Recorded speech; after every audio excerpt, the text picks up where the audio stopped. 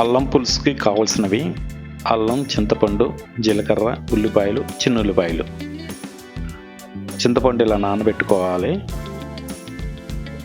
అల్లం ముక్కలుగా చేసుకొని పేస్ట్లా చేసుకోవాలి.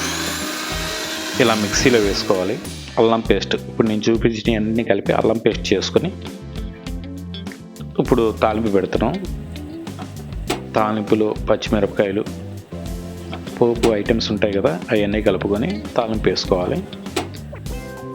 వేసుకోవాలి. పచ్చిమిరపకాయలు ఇలాగా తాలింపులు వేసి బాగా వేపాలి. తర్వాత మనం చెప్పిన అల్లం పేస్ట్ చేసాం కదా, అల్లం పేస్ట్ అందులో వేసి చాలాసేపు ఉడికించాలి. నూనె కూడా చాలా అవుతుంది. ఈ రకంగా చక్కగా చేసిన అల్లం పేస్ట్ అంతా తాలింపు నూనెలో బాగా ఉడికించి వేపి చూస్తున్నారుగా, ఇలాగా ఎక్కువసేపు బాగా కలుపుతూ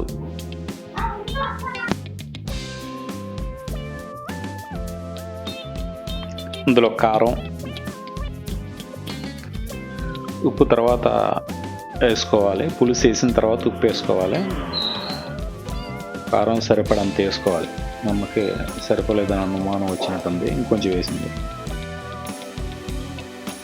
ఇలాగా చాలాసేపు ఉడికించి ఈ రకంగా బాగా వేపాలి. చాలా ఎక్కువ టైం పట్టిద్ది అన్నమాట. అప్పుడే టేస్ట్ వస్తుందని అంటుంటారు. సరే, అల్లం పేస్టు ఇప్పటివరకు కారం, నూనెలో తాలింపులు అల్లం పేస్ట్ తోటి ఇలా చేస్తున్నాం అన్నమాట. కాసేపటికి ఇలా తయారైంది. చూసారా, రంగు మారిపోయింది. కొత్త అంటూ సౌండ్ వస్తుంది కదా. ఇప్పుడు ఇందులో మనం చింతపండు పులుసు వేయాలి. ఇందాక చూపించే కదా చింతపండు, నానబెట్టిన చింతపండు.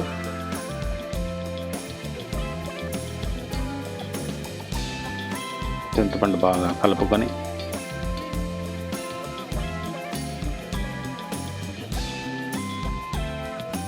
ఇదేంటంటే ఈ వంటకం ఎక్కువగా గోదావరి జిల్లా వాళ్ళు ఎక్కువ చేస్తుంటారు. నాన్ వెజ్ తినని వాళ్ళు, చేపల పులుసు టేస్ట్ కావాలనుకునే వాళ్ళు ఈ అల్లం పులుసు చేసుకుంటే సేమ్ చేపల పులుసులా ఉంటుంది. చేప ముక్కలు లేకపోవడమే, మిగతా అంతా సేమ్ టు సేమ్ ఉంటుంది అన్నమాట. ఒక్కసారి మీరు ట్రై చేయండి, ఖచ్చితంగా మీకు నచ్చుతుంది. సేమ్ ఇలాగే ఫాలో అవ్వాలి.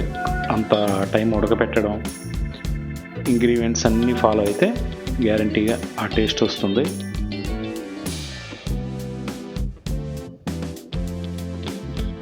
ఆ వాసన అది తింటే చుట్టుపక్కల ఎవరికన్నా ఆ వాసన చూస్తే చేపల పులుసు చేసుకుంటున్నారని అనుకుంటారు. ఆ వాసన తగిలితే సేమ్ ఆ రకంగా ఉంటుందన్నమాట. మంచి అల్లం ముక్కలు తీసుకుని కరెక్ట్గా ఫాలో అయితే మీరు టేస్ట్ని దించేయచ్చు. ఇప్పుడు మనం ఇందులో ఉప్పు వేసుకోవాలి. వేసుకొని బాగా ఉడకబెట్టాక మ్యాక్సిమం రెడీ అయిపోయింది. చూసారు, చిక్కగా ఇలా తయారైద్ది. అందులో చేప ముక్కలు లేవు తప్పించి మిగతా అంతా చేప ముక్కలు లేని చేపల పులుసు అంటే నమ్మేస్తారు ఎవరైనా. చక్కగా వేడి వేడి అన్నంలో అప్పడం మంచి కాంబినేషన్.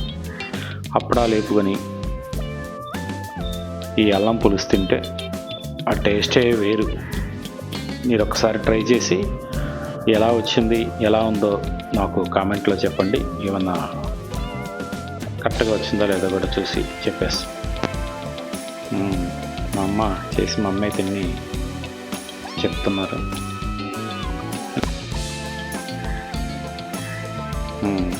చూడండి, టేస్ట్ అదిరిపోయిందంట. మీరు కూడా చెప్పండి.